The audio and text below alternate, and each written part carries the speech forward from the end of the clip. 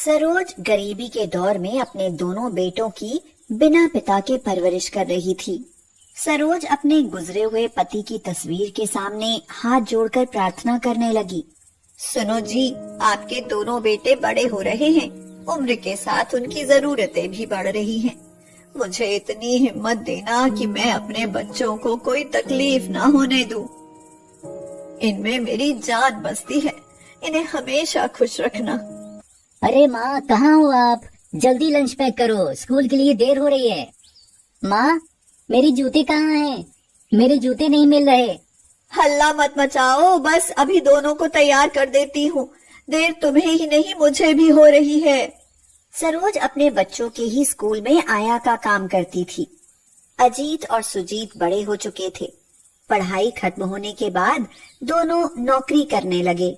माँ, अब आपको काम करने की कोई जरूरत नहीं। अब हम दोनों भाई कमाएंगे और आप आराम करोगी। हाँ माँ, आपने हमारे लिए बहुत संघर्ष किया है। आराम तो मैं तब करूंगी जब तुम दोनों की शादी हो जाएगी और बहुएं घर संभाल लेंगी। अगर तुम दोनों में से किसी को कोई लड़की पसंद हो तो बता दो, अब तुम्हारी शादी की उम्र हो गई है। हाँ माँ, मेरे ऑफिस की एक दोस्त है काजल, मैं उससे शादी करना चाहता हूँ। और सुजीत, तू आरुषि के बारे में क्यों नहीं बताता? तुझे भी तो वो बहुत पसंद है ना? तुम दोनों ने तो मेरी चिंता ही दूर कर दी। तुम उनके घर में बात करो और शादी की तारीख पक्की कर दो। मैं शादी की तैयारियां शुरू करती हूँ। थोड़े दिनों बाद सरोज ने दोनों बेटों की खूब धूमधाम से शादी कर दी। काजल और आरुषि, हमारी मम्मी ने हमें बड़ी मुसीबत से पाला है। इनकी आंखों में कभी आंसू नहीं आने चाहिए। भैया सही कह रहे हैं, इनकी बात को तुम दोनों हमेशा ध्यान रखना। कुछ दिन ठीक से गुजर गए, लेकिन कुछ दिनों बाद ही दोनों बहुओं ने अपने रंग दिखाने शुरू कर दिए। माँ जी, अजीत पूरे दिन मेहनत करते हैं, जब पैसे कमाते हैं, और आप पूरे दिन टीवी देखती हो। पता है बिजली का बिल कितना आता है? लेकिन बहू, अजीत की नौकरी लगने से पहले तो बिल मैं ही भरती आई थी। बुढ़ापे में आपसे कौन बहस करे? हाँ। दीदी, ये क्या, आपने अभी रोटी भी नहीं बनाई? मैं तुम्हारी नौकरानी नहीं हूँ। मेरा पति अभी तुम्हारे पति से ज्यादा कमाता है। हाँ, ज्यादा कमाने से क्या मतलब? घर का काम तो ज्यादा मेरे ही हिस्से में आता है। चावल और सब्जी मैंने बना दी, बस रोटी ही तो बनानी थी। क्यों दिन रात झगड़ती रहती हो? आपको तो मुफ्त की रोटी मिल जाती है ना माँ जी, कुछ करना पड़े तो पता चले। जेठानी को तो झेलो ही, इस बुढ़िया ने और नाक में दम कर रखा है। हाँ। क्यों, मैंने क्या बिगाड़ दिया तुम्हारा? अगर मुझसे इतनी ही दिक्कत है तो अलग क्यों नहीं हो जाती? ठीक है, आज बंटवारा होकर रहेगा। अजीत और सुजीत को घर में हुए हंगामे का पता चला तो उन्होंने भी अलग होना ही बेहतर समझा। रोज की चिकचिक से वो भी तंग आ गए थे। सरोज उन्हें अलग होते हुए देख खून के आंसू रो रही थी। क्या ये वही बेटे थे जो सरोज ने बड़े प्यार और कठिनाइयों से पाले थे? सारा सामान बट गया, लेकिन सरोज, वह किसके हिस्से में आएगी? माँ तेरे पास रहेंगी। वैसे भी माँ की तबीयत खराब रहती है। नहीं भैया, मेरी आमदनी तो वैसे ही थोड़ी है, फिर माँ का खर्च कैसे उठा पाऊंगा? इसलिए माँ को आप ही रखो। दोनों के बीच बहस चल रही थी।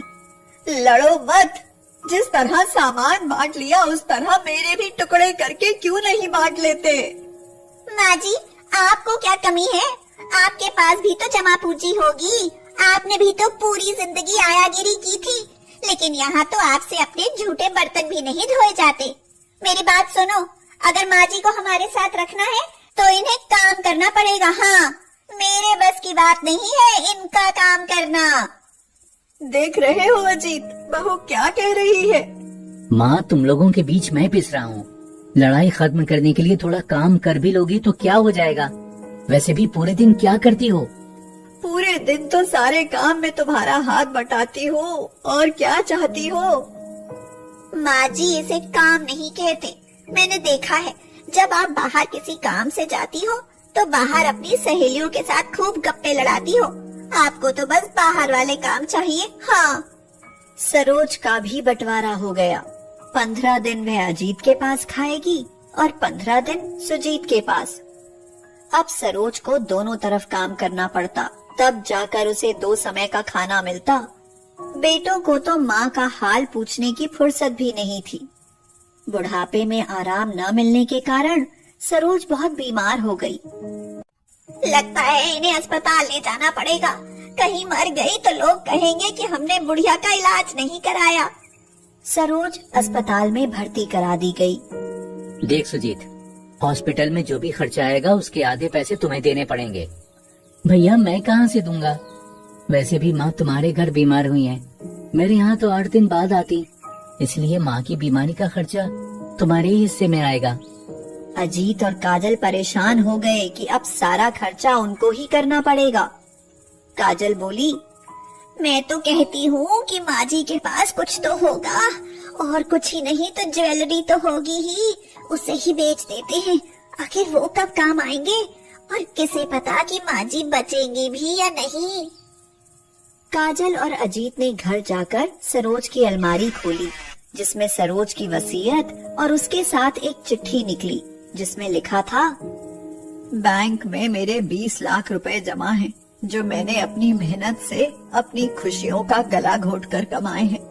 मैं जानती हूँ मेरे जीते जी ही मेरी जायदाद और बच्चों की तरह मेरा भी बंटवारा हो जाएगा, इसलिए अपना सब कुछ मैं अपनी बहू और बेटों के नाम कर रही हूँ, ताकि जब उनके बच्चे उनका बंटवारा करें तो वो मेरी तरह अपने बहू बेटों पर आश्रित न रहे और मेरी तकलीफ महसूस न कर सके। अगर उनके पास संपत्ति होगी तो उनके बच्चे कभी उनका बंटवारा नहीं करेंगे। अजीत और काजल ने पीछे मुड़कर देखा तो सुजीत और आरुषि खड़े थे।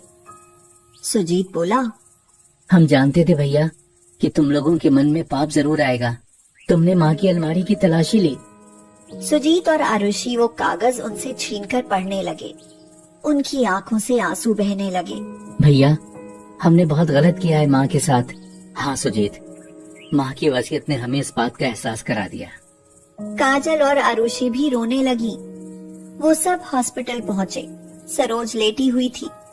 जाते ही काजल और आरुषि सरोज के पैर पकड़कर रोने लगी। काजल बोली, माँ जी, हमें माफ कर दो।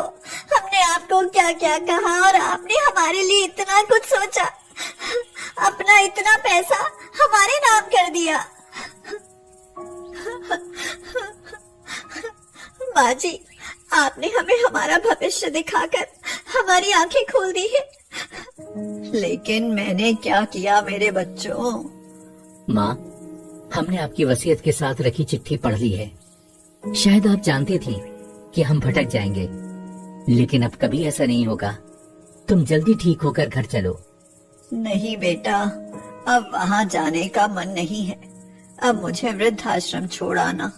ऐसे बंटवारे से अच्छा है मैं वहीं रहूं। दोनों बेटे और बहुएं सरोज के पैरों में गिर गए और बोले, नहीं माँ, घर चलो, हमें माफ कर दो। हाँ माँ जी, हमें माफ कर दीजिए। मैंने बिना पिता के तुम्हारी परवरिश की। एक आया बनकर मैं तुम्हारे भविष्य के लिए पाई पाई जोड़ती रही, क्योंकि तुम मेरे बच्चे हो और मैं नहीं चाहती कि तुम्हारे बच्चे भी तुम्हारे साथ ऐसा करें जैसा तुमने मेरे साथ किया है।